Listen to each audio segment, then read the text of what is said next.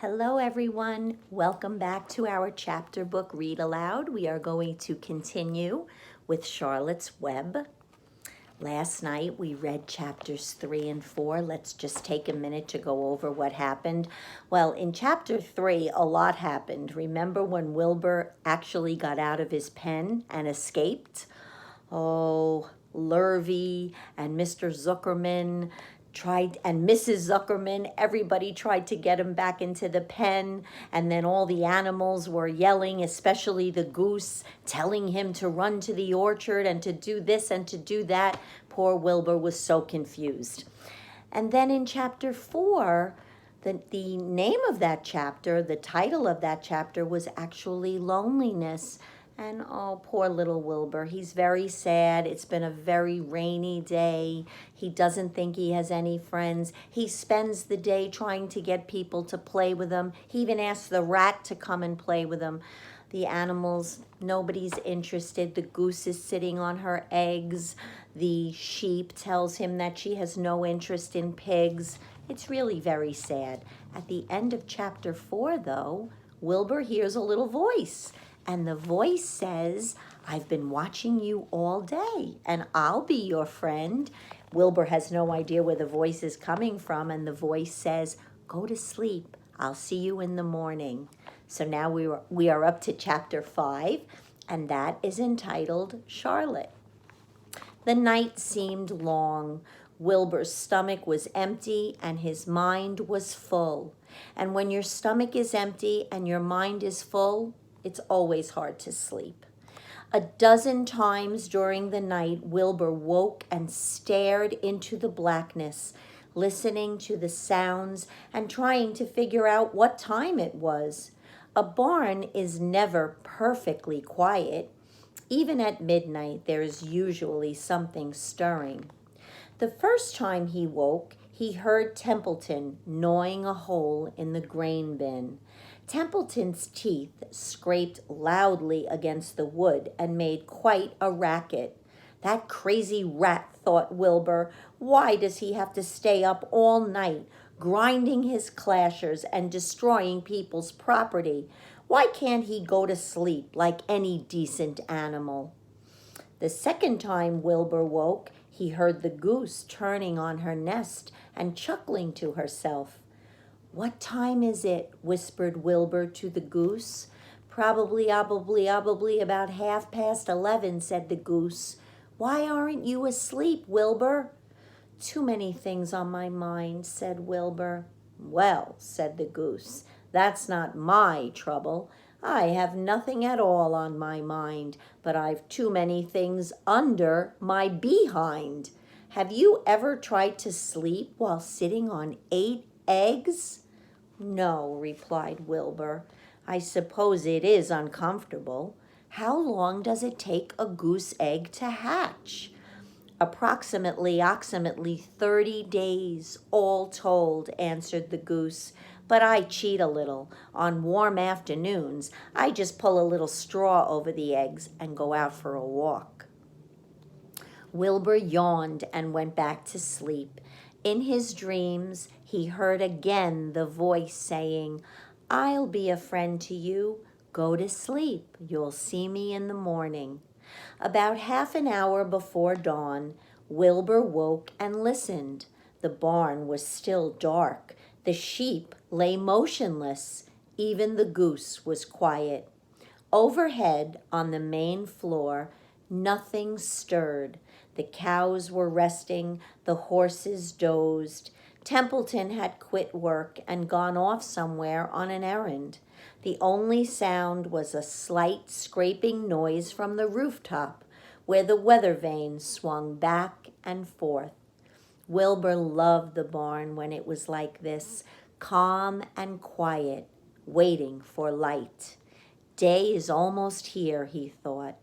Through a small window, a faint gleam appeared. One by one, the stars went out. Wilbur could see the goose a few feet away. She sat with her head tucked under a wing. Then he could see the sheep and the lambs. The sky lightened. Oh, beautiful day, it is here at last. Today I shall find my friend. Wilbur looked everywhere. He searched his pen thoroughly. He examined the window ledge, stared up at the ceiling, but he saw nothing new. Finally, he decided he would have to speak up. He hated to break the lovely stillness of dawn by using his voice, but he couldn't think of any other way to locate the mysterious new friend who was nowhere to be seen. So Wilbur cleared his throat. "Attention, please," he said in a loud, firm voice. "Will the party who addressed me at bedtime last night kindly make himself or herself known by giving an appropriate sign or signal?" Wilbur paused and listened. All the other animals lifted their heads and stared at him. Wilbur blushed, but he was determined to get in touch with his unknown friend. "Attention, please," he said. "I will repeat the message. Will the party who addressed me at bedtime last night kindly speak up? Please tell me where you are if you are my friend." The sheep looked at each other in disgust. "Stop your nonsense, Wilbur," said the oldest sheep. "If you have a new friend here, you are probably disturbing his rest, and the quickest way to spoil a friendship is to wake somebody up in the morning before he is ready. How can you be sure your friend is an early riser?" "I beg everyone's pardon," whispered Wilbur. "I didn't mean to be objectionable." He lay down meekly in the manure, facing the door. He did not know it, but his friend was very near, and the old sheep was right. His friend was still asleep. Soon Lurvy appeared with slops for breakfast. Wilbur rushed out, ate everything in a hurry, and licked the trough. The sheep moved off down the lane. The gander waddled along behind them, pulling grass. And then, just as Wilbur was settling down for his morning nap, he heard again the thin voice that had addressed him the night before. "Salutations," said the voice. Wilbur jumped to his feet. "What?" he cried. "Salutations," repeated the voice. "What are they? And where are you?" screamed Wilbur. "Please, please tell me where you are. And what are salutations?" "Salutations are greetings," said the voice. "When I say salutations, it's just my fancy way of saying hello or good morning. Actually, it's a silly expression, and I am surprised that I used it at all. As for my whereabouts, that's easy. Look up here in the corner of the doorway. Here I am. Look, I'm waving." At last, Wilbur saw the creature that had spoken to him in such a kindly way. Stretched across the upper part of the doorway was a big spider web, and hanging from the top of the web, head down, was a large gray spider. She was about the size of a gumdrop. She had 8 legs, and she was waving one of them at Wilbur in a friendly greeting. "See me now?" she asked.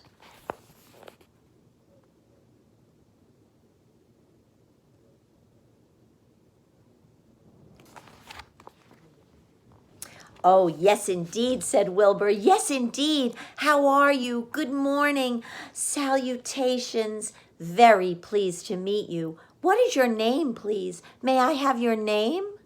"My name," said the spider, "is Charlotte." "Charlotte what?" asked Wilbur eagerly. "Charlotte A. Cavatica. But just call me Charlotte." "I think you're beautiful," said Wilbur. "Well, I am pretty," replied Charlotte. "There's no denying that. Almost all spiders are rather nice looking. I'm not as flashy as some, but I'll do. I wish I could see you, Wilbur, as clearly as you can see me." "Why can't you?" asked the pig. "I'm right here." "Yes, but I'm nearsighted," replied Charlotte. "I've always been dreadfully nearsighted. It's good in some ways, not so good in others. Watch me wrap up this fly." A fly that had been crawling along Wilbur's trough had flown up and blundered into the lower part of Charlotte's web and was tangled in the sticky threads. The fly was beating its wings furiously, trying to break loose and free itself. "First," said Charlotte, "I dive at him." She plunged head first toward the fly.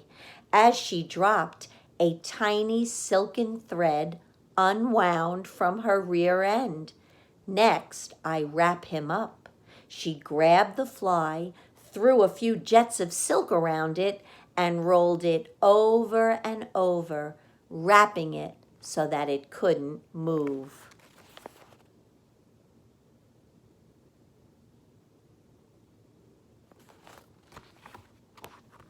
Wilbur watched in horror.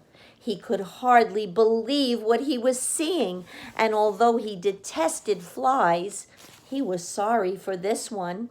"There," said Charlotte. "Now I knock him out so he'll be more comfortable." She bit the fly. "He can't feel a thing now," she remarked. "He'll make a perfect breakfast for me." "You mean you eat flies?" gasped Wilbur. "Certainly. Flies, bugs, grasshoppers, choice beetles, moths, butterflies, tasty cockroaches, gnats, midges, daddy-long-legs, centipedes, mosquitoes, crickets, anything that is careless enough to get caught in my web. I have to live, don't I?" "Why, yes, of course," said Wilbur. "Do they taste good?" "Delicious. Of course, I don't really eat them. I drink them, drink their blood." "I love blood," said Charlotte, and her pleasant, thin voice grew even thinner and more pleasant. "Don't say that," groaned Wilbur. "Please don't say things like that." "Why not? It's true, and I have to say what's true. I am not entirely happy about my diet of flies and bugs, but it's the way I'm made. A spider has to pick up a living somehow or other, and I happen to be a trapper. I just naturally build a web and trap flies and other insects. My mother was a trapper before me. Her mother was a trapper before her. All our family have been trappers. Way back for thousands and thousands of years, we spiders have been laying for flies and bugs." "It's a miserable inheritance," said Wilbur gloomily. He was sad because his new friend was so bloodthirsty. "Yes, it is," agreed Charlotte, "but I can't help it. I don't know how the first spider in the early days of the world happened to think up this fancy idea of spinning a web, but she did, and it was clever of her too. And since then, all of us spiders have had to work the same trick. It's not a bad pitch on the whole." "It's cruel," replied Wilbur, who did not intend to be argued out of his position. "Well, you can't talk," said Charlotte. "You have your meals brought to you in a pail. Nobody feeds me. I have to get my own living. I live by my wits. I have to be sharp and clever, lest I go hungry. I have to think things out, catch what I can, take what comes. And it just so happens, my friend, that what comes is flies and insects and bugs. And furthermore," said Charlotte, shaking one of her legs, "do you realize that if I didn't catch bugs and eat them, bugs would increase and multiply and get so numerous that they'd destroy the earth? Wipe out everything?" "Really," said Wilbur, "I wouldn't want that to happen. Perhaps your web is a good thing after all." The goose had been listening to this conversation and chuckling to herself. There are a lot of things Wilbur doesn't know about life, she thought. He's really a very innocent little pig. He doesn't even know what's going to happen to him around Christmas time. He has no idea that Mr. Zuckerman and Lurvy are plotting to kill him. And the goose raised herself a bit and poked her eggs a little further under her so that they would receive the full heat from her warm body and soft feathers. Charlotte stood quietly over the fly, preparing to eat it. Wilbur lay down and closed his eyes. He was tired from his wakeful night and from the excitement of meeting someone for the first time. A breeze brought him the smell of clover, the sweet-smelling world beyond his fence. Well, he thought, I've got a new friend all right. But what a gamble friendship is. Charlotte is fierce, brutal, scheming, bloodthirsty. Everything I don't like. How can I learn to like her, even though she is pretty and, of course, clever? Wilbur was merely suffering the doubts and fears that often go with finding a new friend. In good time, he was to discover that he was mistaken about Charlotte. Underneath her rather bold and cruel exterior, she had a kind heart, and she was to prove loyal and true to the very end. Chapter 6, Summer Days. The early days of summer on a farm are the happiest and fairest days of the year. Lilacs bloom and make the air sweet and then fade. Apple blossoms come with the lilacs, and the bees visit around among the apple trees. The days grow warm and soft. School ends, and children have time to play and to fish for trouts in the brook. Avery often brought a trout home in his pocket, warm and stiff and ready to be fried for supper. Now that school was over, Fern visited the barn almost every day to sit quietly on her stool. The animals treated her as an equal. The sheep lay calmly at her feet.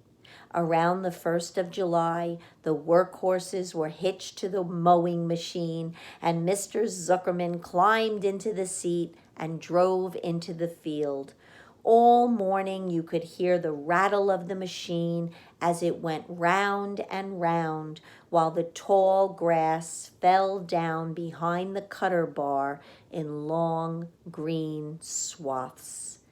Next day, if there was no thunder shower, all hands would help rake and pitch and load, and the hay would be hauled to the barn in the high hay wagon, with Fern and Avery riding at the top of the load. Then the hay would be hoisted, sweet and warm, into the big loft until the whole barn seemed like a wonderful bed of timothy and clover. It was fine to jump in and perfect to hide in, and sometimes Avery would find a little grass snake in the hay and would add it to the other things in his pocket. Early summer days are a jubilee time for birds. In the fields, around the house, in the barn, in the woods, in the swamp, everywhere love and songs and nests and eggs.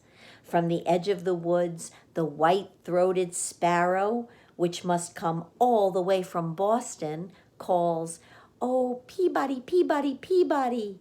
On an apple bough, the phoebe teeters and wags its tail and says, "Phoebe, Phoebe." The song sparrow, who knows how brief and lovely life is, says, sweet, sweet, sweet, sweet, sweet, sweet. If you enter the barn, the swallows swoop down from their nests and scold. Cheeky, cheeky, they say, cheeky, cheeky.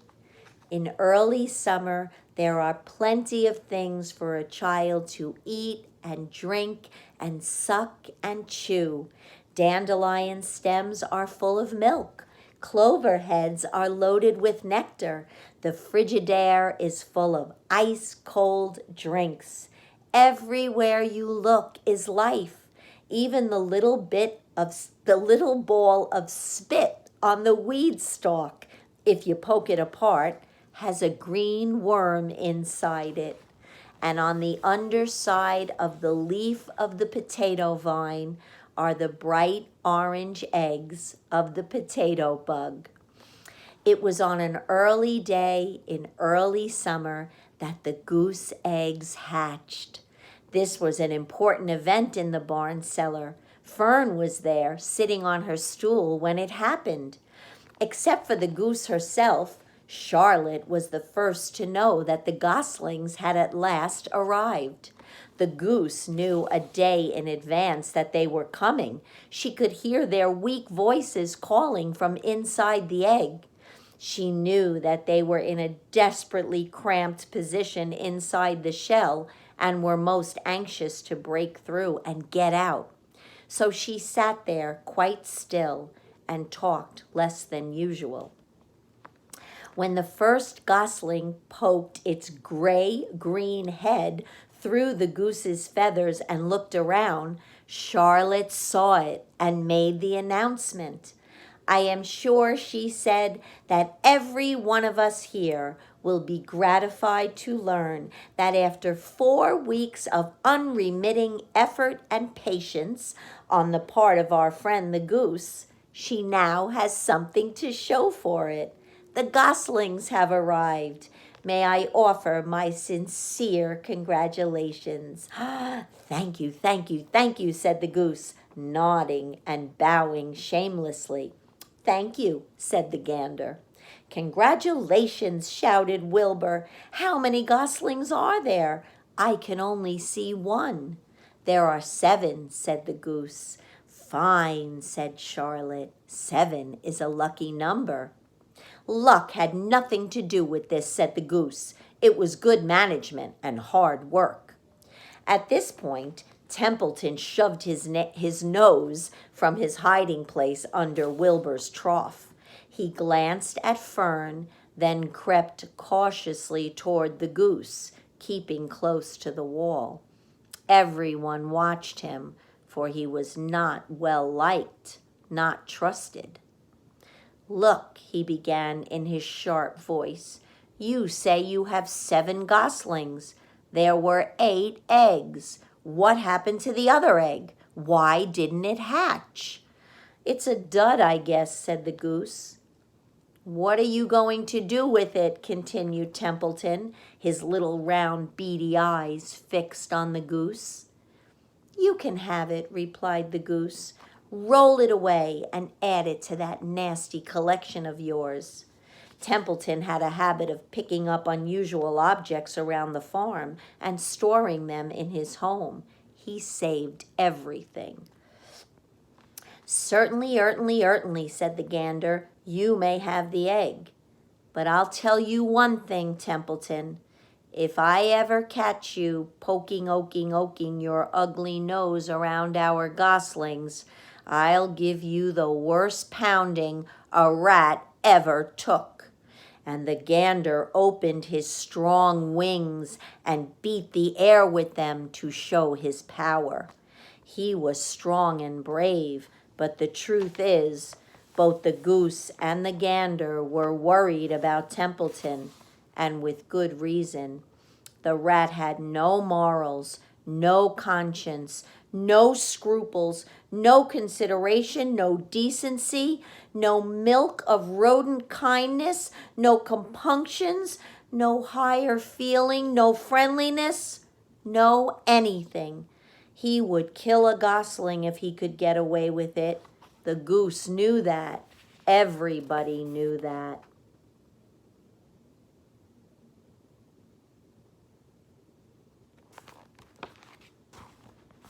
With her broad bill, the goose pushed the unhatched egg out of the nest, and the entire company watched in disgust while the rat rolled it away. Even Wilbur, who could eat almost anything, was appalled. Imagine wanting a junky old rotten egg, he muttered. A rat is a rat, said Charlotte. She laughed a tinkling little laugh.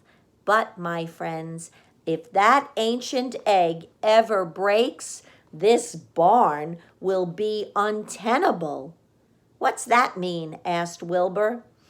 It means nobody will be able to live here on account of the smell. A rotten egg is a regular stink bomb. I won't break it, snarled Templeton. I know what I'm doing. I handle stuff like this all the time. He disappeared into his tunnel, pushing the goose egg in front of him. He pushed and nudged till he succeeded in rolling it to his lair under the trough. That afternoon, when the wind had died down and the barnyard was quiet and warm, the gray goose led her 7 goslings off the nest and out into the world. Mr. Zuckerman spied them when he came with Wilbur's supper. Well, hello there, he said, smiling all over. Let's see.